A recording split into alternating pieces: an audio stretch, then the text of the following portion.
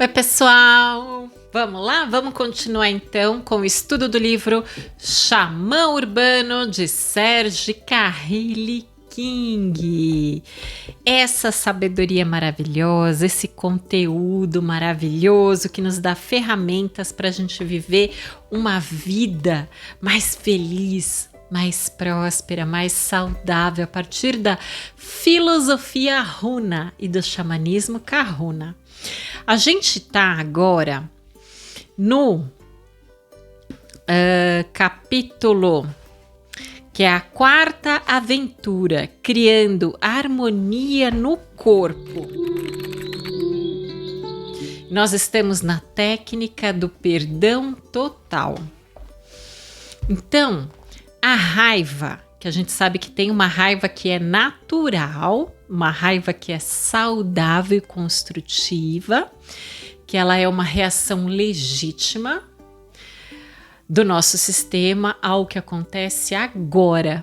E tem uma outra raiva que ela está relacionada a uma memória do passado, que está registrado no nosso subconsciente, no nosso Unihipili. Então ela é uma reação muitas vezes exagerada, porque ela é uma memória do passado. Ela não é um fruto de um estado de presença. Ela não é construtiva como aquela raiva legítima que nos impulsiona, né, para ter uma atitude construtiva na vida. A raiva antinatural, os efeitos do estresse que queremos mudar são primordialmente resultados de padrões antinaturais. Todos nós estabelecemos padrões sob a forma de como as coisas deveriam ser e como as pessoas deveriam agir, e nós nos incluímos neles. Esses padrões permitem que nos mantenhamos alinhados com os nossos ideais e que continuemos a realizar mudanças para melhorar o nosso mundo. Um padrão antinatural é aquele que diz: as coisas e as pessoas não devem se desviar da minha expectativa. Ó, o ego falando, né? As ilusões do ego. Senão serão consideradas ruins e passíveis de punição. Então, um padrão que é antinatural é aquele que diz: as coisas e as pessoas não devem se desviar da minha expectativa, senão serão consideradas ruins ou passíveis de punição. Esse pensamento produz raiva e estresse, porque as coisas e pessoas vão se desviar, quer queiramos ou não, simplesmente em função de uma espontaneidade criativa, se não por outro motivo qualquer. Algumas pessoas gostam de eliminar todos os deve ser assim para reduzirem a raiva e o estresse. E isso ajuda, mas só até certo ponto. Outras gostam de praticar o relaxamento, porque a raiva também está associada à tensão muscular. E quando você está completamente relaxado à tensão muscular, quando você está completamente relaxado, não pode estar com raiva. Mas o meu método preferido, rápido e fácil, é a técnica do perdão total. O perdão é basicamente, olha da onde vem o Ho'oponopono, hein, galera? Presta atenção. O perdão é basicamente um processo em que você decide que determinado acontecimento não é mais tão importante para você ou não interessa mais. Ele é maravilhoso para todos os ressentimentos conscientes e culpas que muitos de nós carregamos do passado. No entanto, nem todas as origens das reações naturais do subconsciente estão prontamente disponíveis para a mente consciente. Ou seja, a gente não lembra de tudo, né? Em parte porque a raiva pode ser apenas um dos fatores envolvidos na situação atual. Mas você pode reduzir qualquer raiva existente. Em alguma medida, você poderá sentir certo alívio nessa situação. Portanto, ao praticar o perdão total, primeiro você admite que, em qualquer situação atual de dor ou desconforto, existe uma raiva envolvida, mesmo que você não saiba do que se trata. Então, toque com um dos dedos a área do seu corpo em que está sentindo algum desconforto ou dor e diga: eu perdoo totalmente tudo o que estiver relacionado a isso, pois agora não me importa mais. Olha que coisa mais linda, gente. Sabe as doenças psicossomáticas, que muitas vezes a gente nem sabe qual que é a causa emocional daquela doença? Não precisa saber, você só precisa perdoar. Então você está com uma dor de cabeça muito forte, que está te incomodando muito. Você põe o dedo na região onde você está sentindo a dor. Às vezes a dor é aqui, às vezes a dor é aqui, às vezes a dor é aqui. E você entra num estado de presença e diga com profundidade e com convicção: eu perdoo totalmente tudo o que estiver relacionado a isso, pois agora não importa mais. E liberta, solta. Você sentirá pelo menos um pouco de alívio instantâneo, ou até um alívio total. E se ele não ocorrer, continue fazendo isso por mais um minuto inteiro com o foco total da sua atenção. O mínimo de mudança que você poderá sentir é o alívio de parte da raiva e parte do estresse. E se eu fosse você, continuaria com essas sessões de 1 minuto, tantas vezes quantas puder realizar, em conjunto com quaisquer outras atividades. Se você não sentir mudanças depois de 1 minuto inteiro, ou não está lidando com raiva, ou não está querendo desistir dela, talvez a causa não seja a raiva, ou talvez você não está desistindo dela. Você não está se entregando totalmente na sua afirmação e liberando essa raiva, soltando essa raiva. Vamos lá. A resistência mental. Quando resistimos a algo, geramos estresse. A resistência mental diferencia-se da resistência emocional, da mesma forma que a avaliação difere da análise. A resistência emocional origina-se da ideia de que algo é ruim. A resistência mental origina-se da ideia de que algo é errado. Então, o ruim gera aquela sensação ruim, emocional. O errado, né? Algo é errado, é um julgamento da mente, é uma resistência mental. Por si só, a resistência mental não tem o poder devastador do medo e da raiva, mas acaba com a confiança, a autoestima e a saúde do corpo, da mesma forma que um riacho corrói uma montanha. A resistência mental assume a forma da crítica negativa. E cada crítica individual que o subconsciente sente como um soco causa uma quantidade de estresse negativo relativamente pequena. Cada crítica mental que você faz, quando você olha para alguém, quando você olha para uma situação e quando você critica, você está dando um soco no seu Oniripili. Você está registrando uma coisa negativa no seu Oniripili. Seja uma crítica ao outro ou uma crítica a si.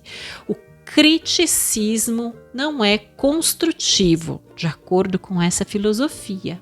Com a filosofia Runa, porque a intenção, o que está por trás, o que vem antes da crítica é negativa. A intenção não é positiva e não é construtiva. Entende? Como tudo é muito sutil. Estamos trabalhando no nível vibracional, energético, sutil, nível de subconsciente. Tá? Ele vai trazer algumas soluções pra gente mais pra frente no livro, tá bom? Porque não é pra ninguém ficar bobo, a gente observa as coisas. Tem coisas que nos agradam e tem coisas que nos desagradam, mas eu vou adiantar. Por que não reforçar o que nos agrada, né? Ao invés de ficar criticando o que não nos agrada. Para onde a gente olha, aquilo aumenta. Vamos olhar para o que nos agrada, né? Mas mais para frente a gente vai aprofundar esse assunto, tá bom? Como lidar com essas resistências mentais, né?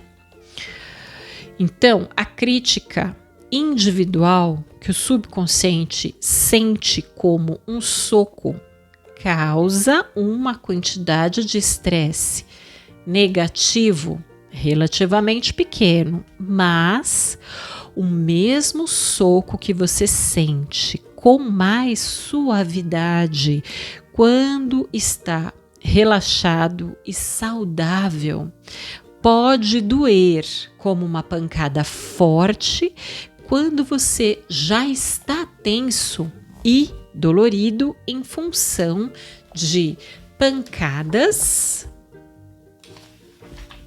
anteriores. Quando você está no limite, aquele soquinho, ele se torna muito doloroso, o desconforto é maior. Enquanto esse tipo de crítica é tão sutil quanto corriqueira e pode ocorrer rapidamente na sua mente antes que você perceba e veja, como a tensão ocorre mesmo quando a crítica é dita em voz alta ou não. Uma das ideias mais estúpidas da sociedade moderna é que a crítica é boa. Aqui ele vai falar um pouco sobre essa questão que eu estava falando, ó. Uma das ideias mais estúpidas da sociedade moderna é que a crítica é boa para você ou ajuda você a aprender. Tudo que a crítica faz é criar estresse e reforçar o que você critica. A gente tem que aprender a conectar a mente ao corpo, a palavra ao sentimento e prestar atenção. Qual a energia, qual a frequência vibracional, qual o magnetismo gerado a partir da tua atitude mental, emocional e da tua ação.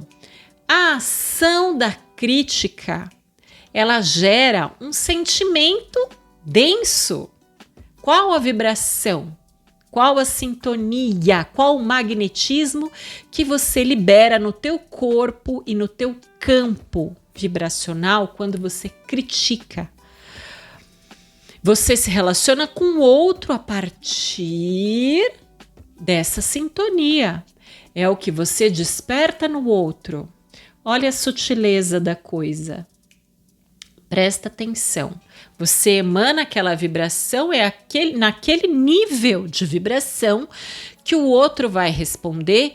E o outro, a gente está falando de outro indivíduo, outro ser humano, ou da vida, da natureza, porque o relacionamento ele acontece em vários níveis.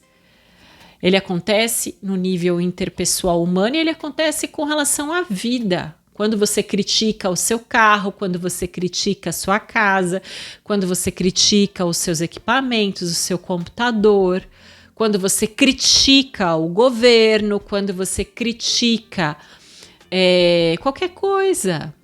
É nesse nível que você está enviando a tua flecha. Você está enviando a flecha aqui, ó. Por que não enviar a flecha mais acima? A partir de uma outra intenção.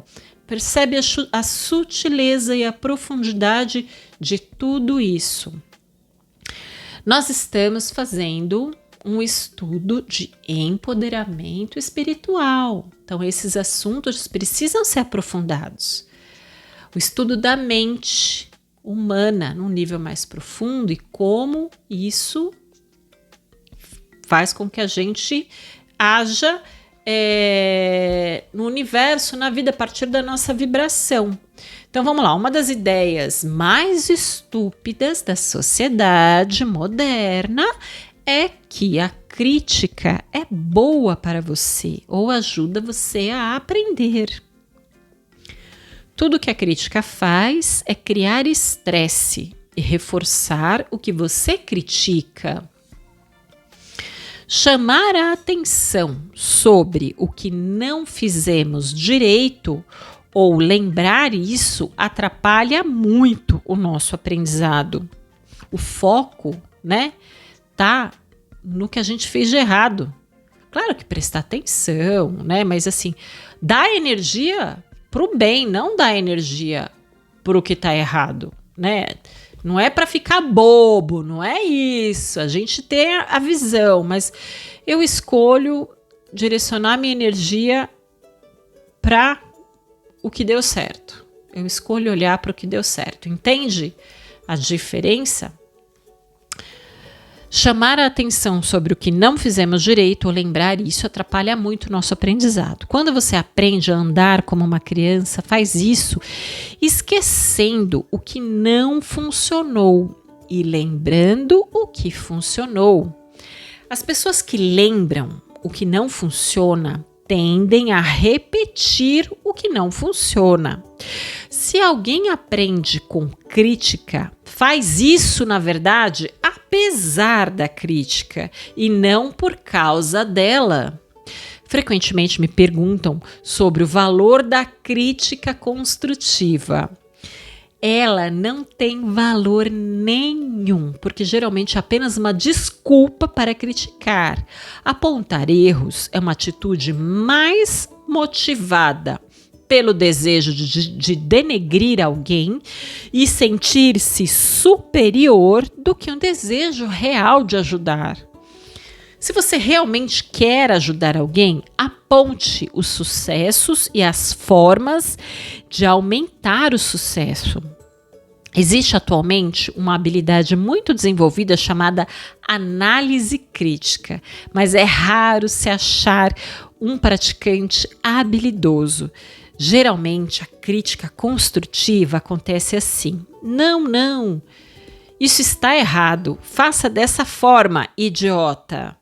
A análise crítica acontece assim: o que você acabou de fazer não lhe oferece o resultado que quer. Funcionará se fizer desta forma. É um reconhecimento e uma recomendação sem julgamento. Claro, uma pessoa com uma autoestima baixa tende a interpretar até mesmo uma análise crítica positiva como uma crítica pessoal negativa e acaba ficando tensa. Então vamos lá, essa parte é muito importante, presta atenção. Gente, a diferença da crítica e da análise crítica, tá? Quando você critica, você aponta um erro da pessoa. Quando você faz uma análise crítica, você não julga a pessoa. Eu vejo muito pessoal da espiritualidade falar exatamente isso, sobre o não julgamento, não julgamento, não julgamento.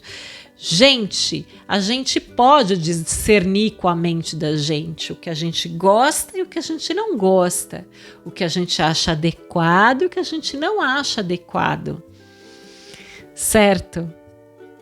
Presta atenção. É a minha sabedoria interna, o meu direito divino, raciocinar, discernir, digerir as situações. Agora, a questão do juízo de valor sobre aquilo, né? Estamos falando sobre julgamentos. Então, quando você vai fazer uma análise crítica com relação a um assunto, você pode dizer, olha, esse caminho que você está escolhendo talvez não te traga os melhores resultados. Procure esse outro caminho ou procure um novo caminho. Então, eu não estou colocando julgamento de valor na pessoa, no trabalho dela. Você entende? Eu estou simplesmente apontando, né, uma situação e não estou fazendo juízo de valor da pessoa, que ela é má, que ela é mamon, só porque ela fez tudo errado. Olha, você faz tudo errado, não é isso. Né? A análise crítica mostra, olha, se você fizer dessa outra maneira, os resultados serão mais satisfatórios, mais de acordo com o objetivo que você tem. Simples assim, sem colocar peso e sem engessar as pessoas e as coisas, sem cristalizar o negativo naquela situação. Entende? Essa sutileza eu acho muito especial, gente. É uma filosofia maravilhosa. E claro que uma pessoa que tem uma autoestima baixa, ela vai interpretar até mesmo uma análise crítica, que é com uma intenção construtiva, como uma crítica pessoal negativa, mas aí você não pode fazer nada a respeito, porque é a pessoa que está respondendo a partir das memórias que estão no subconsciente dela. Ela está recalcada e ela interpreta de uma maneira distorcida, né, a tua intenção. E essa pessoa que tem essa baixa autoestima, ela acaba sim acumulando mais tensão ainda no subconsciente dela, né? Mais tensão ainda no nível subconsciente, o que pode desencadear uma reatividade negativa no futuro ou até uma doença no futuro. Pela minha experiência, percebi que a resposta à crítica é um fator principal das asmas, alergias, resfriados, dores de cabeça, e talvez esse hábito até reforce o pensamento rígido, que é a artrite. Aí ele fala uma coisa muito interessante agora, gente. Ele vai falar sobre a técnica do sanduíche, tá? Então, algumas pessoas têm tamanha fixação no hábito condicionado da crítica que não conhecem nenhum outro jeito de mudar as pessoas e a elas mesmas. Se você é uma delas, se você é uma pessoa que critica muito, está muito forte isso em você, não se sinta mal, pois faz parte da maioria das pessoas. A solução é criticar se precisar. Se você não souber fazer de um jeito diferente, critique, mas faça-o de maneira diferente.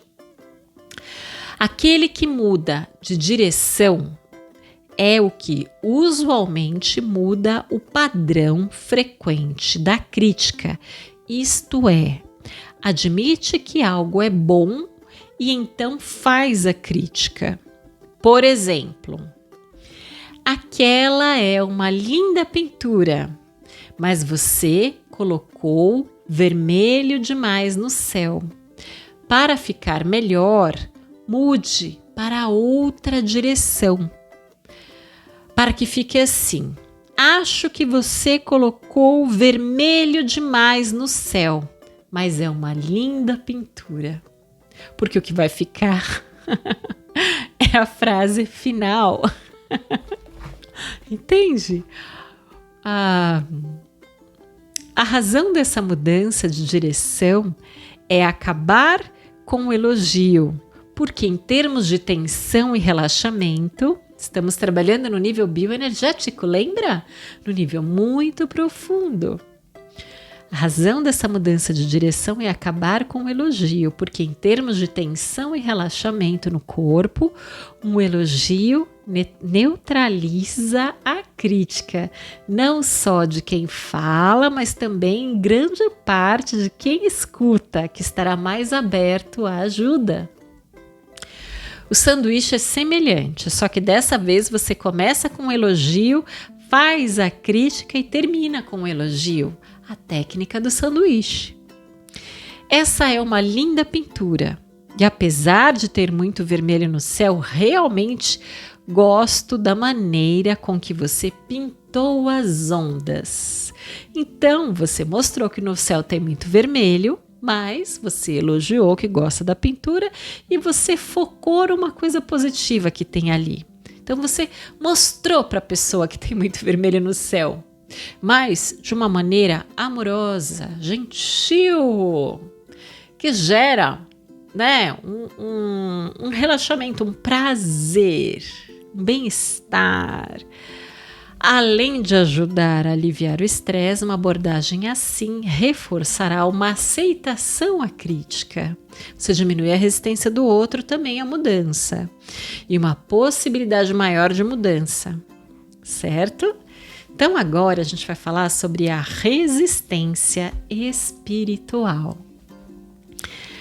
A resistência e a tensão resultantes podem ser o resultado do avanço a favor ou contra um estímulo físico, de reações de medo ou raiva, ou de defesa diante de uma crítica negativa. Pode ser também decorrência da alienação.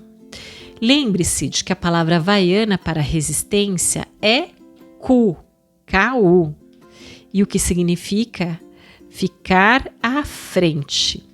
A resistência à tensão ocorre quando você se separa de algo ou tenta fazê-lo. Na resistência espiritual, você se aliena de um local, de um grupo ou do mundo inteiro, porque sente que não pertence a nada. Isso acontece frequentemente porque você não se sente aceito, mas também porque você sente que pertence a outro lugar. Sabe aquelas pessoas que têm uma falta de conexão com o mundo e sente que quer aquela saudade de um outro mundo, saudade de um outro lugar, sente que não é daqui? Pode ser uma resistência espiritual. Existem, não vamos romantizar, vamos compreender para nós nos tornarmos plenos e felizes aqui e agora, né? Existem muitas combinações possíveis de crenças que podem apresentar esses sentimentos, não importa a sua origem. O que importa é que quanto mais grave a alienação, maior é o estresse negativo. Não participar de atividades de grupo ou não ter sentido de conexão com a área onde você vive causa uma quantidade pequena de estresse, descontando o medo, a raiva e outros fatores críticos. Mas os extremos, como sonhar por muito tempo de olhos abertos, meditar em excesso, meditar é bom, é muito importante, mas meditar em excesso nos desconecta do mundo aqui e agora. Então também não é legal.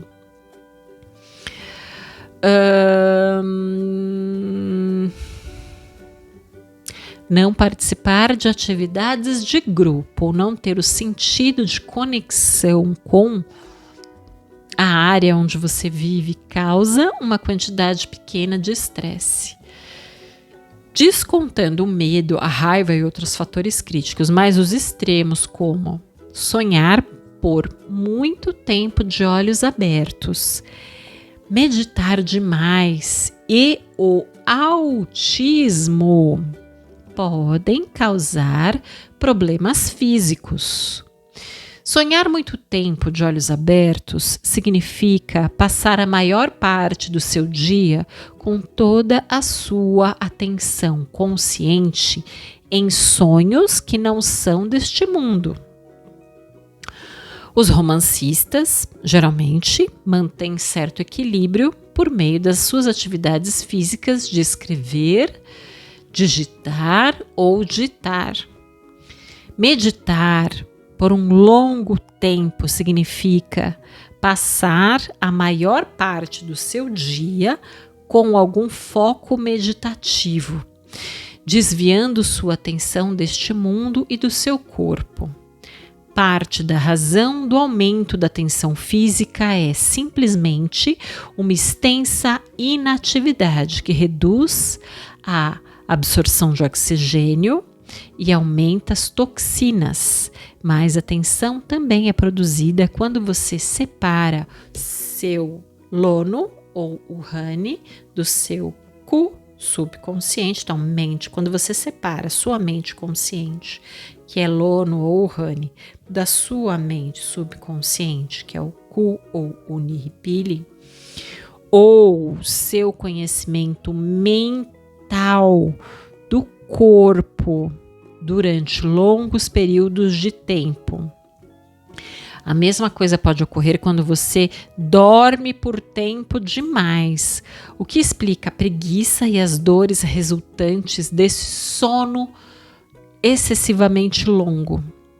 As pessoas entretidas em quaisquer dessas atividades alienantes, dormir demais, sonhar de olhos abertos demais ou meditar demais, frequentemente acham que é cada vez mais desconfortável voltar para a realidade do aqui e agora, voltar para o corpo, voltar a fazer parte do mundo após longos períodos dispersos, o que as induz a passar mais tempo em alienação. Vai ficando cada vez mais difícil. É um desequilíbrio. O interessante é que nós estamos falando da resistência espiritual, presta atenção.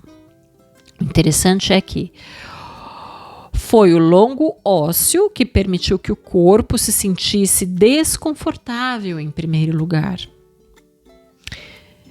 Aí ele conta que ele teve uma experiência pessoal parecida enquanto excursionava com os filhos. Num determinado momento, teve dificuldade em mantê-los com ele, né?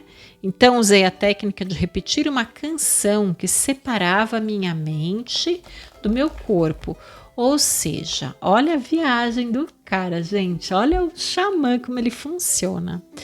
Então, ele estava muito cansado, mas para ele conseguir seguir em frente, ele colocou uma intenção dentro dele de separar a mente do corpo, para que ele pudesse andar num ritmo mais rápido, sem sentir o desconforto físico.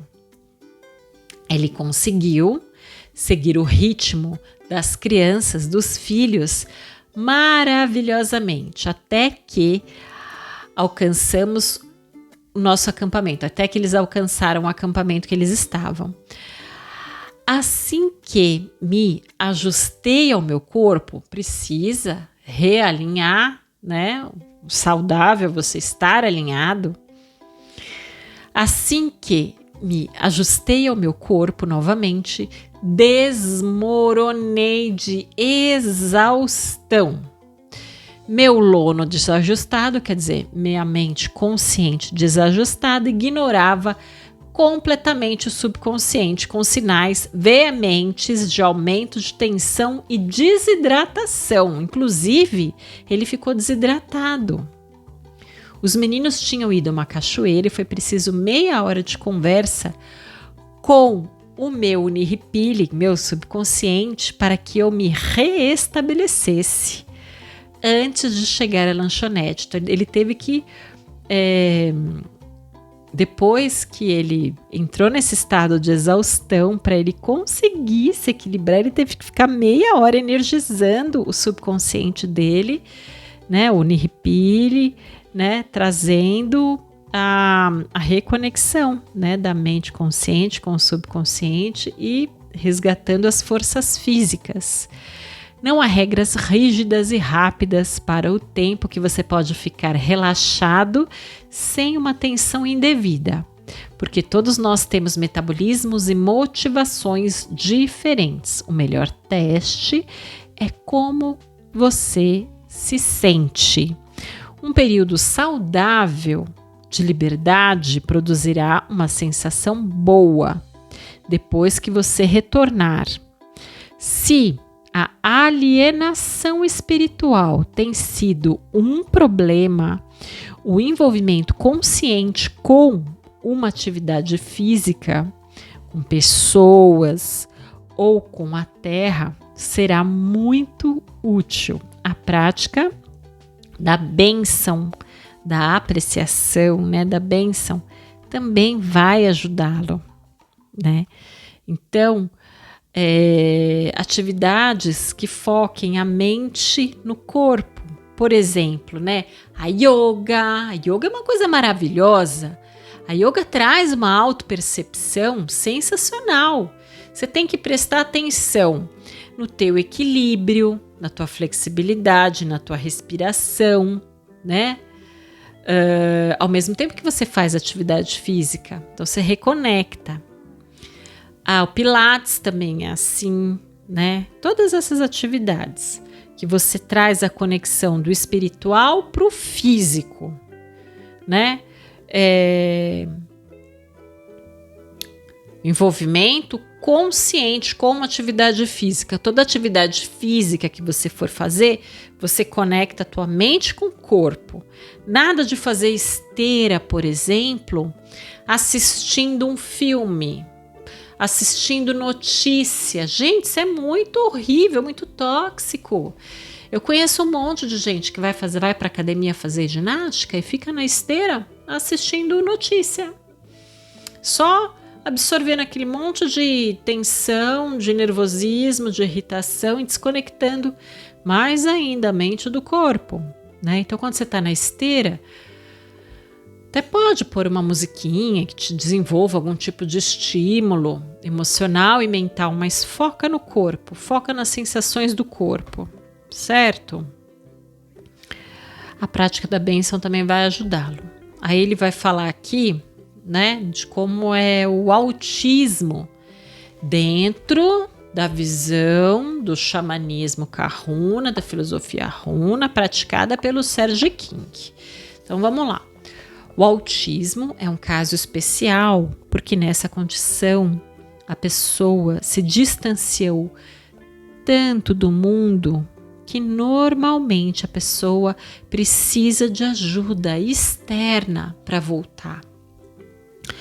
Os sintomas geralmente vão desde uma recusa a falar ou participar de atividades até uma recusa de reconhecer pessoas ou lugares, ou um total esquecimento deles.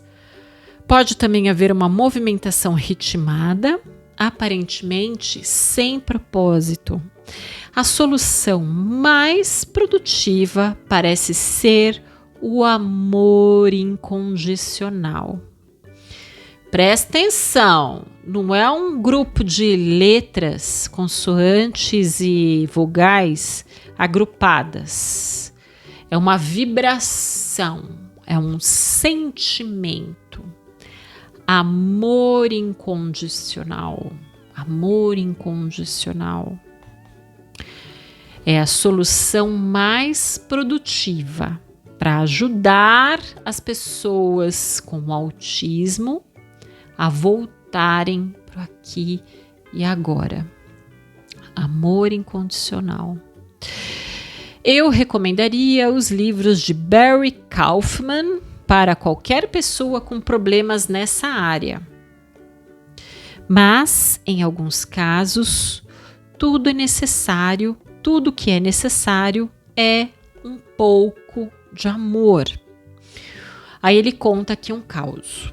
Uma das minhas alunas foi professora de uma escola fundamental e tinha uma aluna que poderia ser definida como autista limítrofe. A menina não falava e não participava de nada, apenas se sentava quieta num canto do momento em que chegava à escola até o momento em que a buscavam. Não respondiam à interpelação de professores por causa da quantidade limitada de tempo que a professora podia passar com cada aluno. Sugeri que ela simplesmente se sentasse com a menina por 2 minutos em cada aula, imitando o melhor possível a posição e a expressão e qualquer movimento que a menina fizesse, terminasse cada período de 2 minutos, tocando nela gentilmente, dizendo obrigada. Então eu vou ler de novo. A menina não falava e não participava de nada. Apenas se sentava quieta num canto, do momento em que chegava à escola até o momento em que a buscavam. Nem respondia à interpelação da professora. Por causa da quantidade limitada de tempo que a professora podia passar com cada aluno, sugeri que ela simplesmente se sentasse com a menina por 2 minutos em cada aula, imitando o melhor possível a posição, a expressão e qualquer movimento que a menina fizesse. Acho que isso é para gerar empatia, né? Para gerar uma conexão, rapport, né? Que o pessoal fala, enfim. A expressão e qualquer movimento que a menina fizesse e terminasse cada período de 2 minutos tocando nela gentilmente e dizendo obrigada, claro, sempre com muito respeito, com muita doçura, com amor incondicional, né? Ao fim de 3 semanas, a menina estava conversando, sorrindo e começando a participar das atividades da classe. Acho que a menina se sentiu segura e começou a interagir, começou a se conectar com o mundo do aqui e agora. Enfim, isso aqui não é receita de bolo, não sou dona da verdade, eles não são donos da verdade, esses assuntos são muito delicados, sensíveis, mas experimenta. Se você conhece alguém que tem essa condição, né, que a gente sabe hoje em dia que não é uma doença, né, é um jeito de funcionar diferente, enfim. Quando você quiser se aproximar do mundo dessa pessoa, ou trazer essa pessoa para o seu mundo, criar essa conexão, né, de empatia. Quer dizer, ela ficava 2 minutos assim, né, imitando o movimento da menina, mostrando para ela que estava ali e tal, e a menina se conectou com ela. Enfim, é para experimentar, né, de maneira muito respeitosa, sutil, gentil. Acho que ok, né? Então é isso, gente. A nossa aula de hoje fica por aqui, mas tem muita coisa legal ainda. Tem as técnicas, né? Tem muita técnica aqui e essa visão profunda da mente humana e como a gente se relaciona, né, com a nossa saúde, com as questões da vida, toda a partir dessa visão profunda do xamanismo Kahuna, da filosofia Ahuna. Espero que tenham gostado. Então a gente se vê semana que vem. E um grande aloha. Esteja bem, viu? Até semana. Tchau, tchau.